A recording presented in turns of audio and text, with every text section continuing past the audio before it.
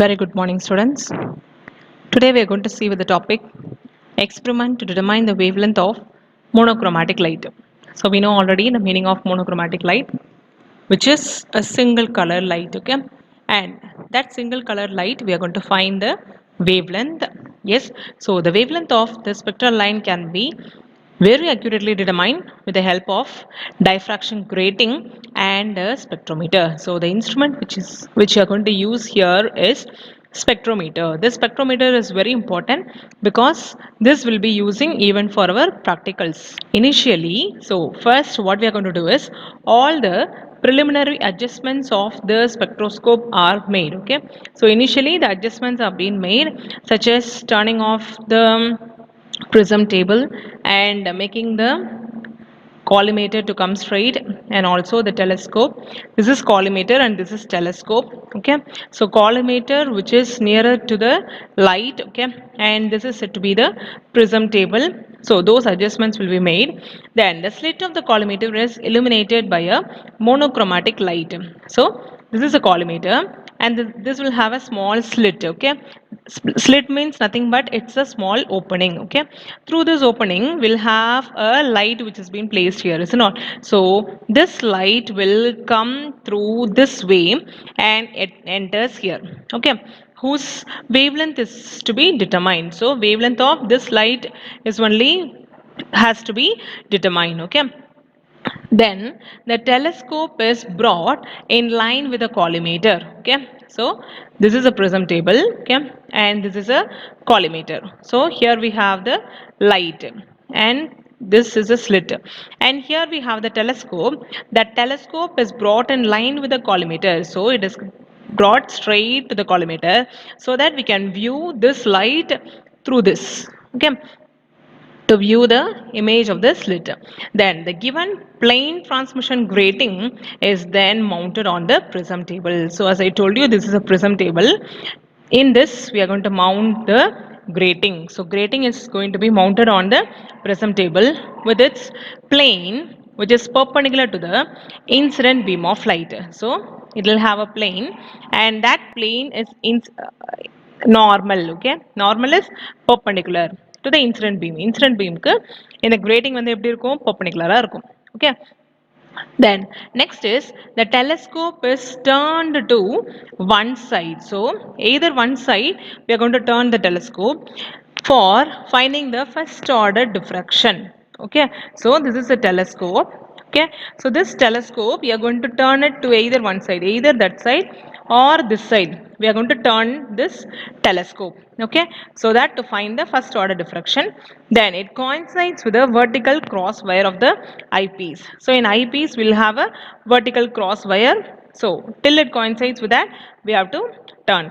Then the reading of the position of the telescope is noted. So here in the prism table we'll have two vernier readings. Okay, one is said to be vernier 1, the other one is said to be vernier 2. In this we'll have the readings. Okay, so the reading which corresponds to 0, okay, that is being noted, and that gives the reading of position of the telescope. So both the sides we are going to find the position of the telescope.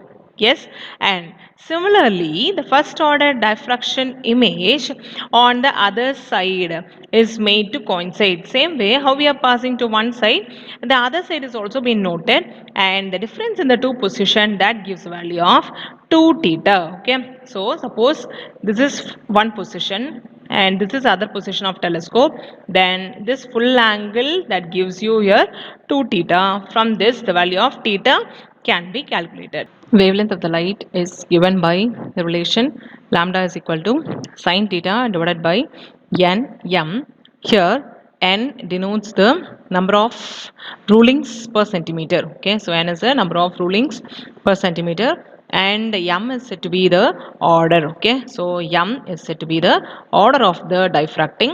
So the formula for the wavelength lambda is equal to sine theta divided by nm. N is the number of rulings and m is the order. Clear? So this is how is the position of the spectrometer. Okay, so this is the sodium lamp which we are using. So from this sodium lamp we can just see that the light is entering into the collimator. So this is a collimator which has been used, okay? And this light enters into the prism table, where prism table is also called as a turntable here, okay? It is a turntable, and after entering into the turntable, it moves to the telescope. So here will be the position of telescope, but what we are doing is we are moving it to the two positions on either side, okay?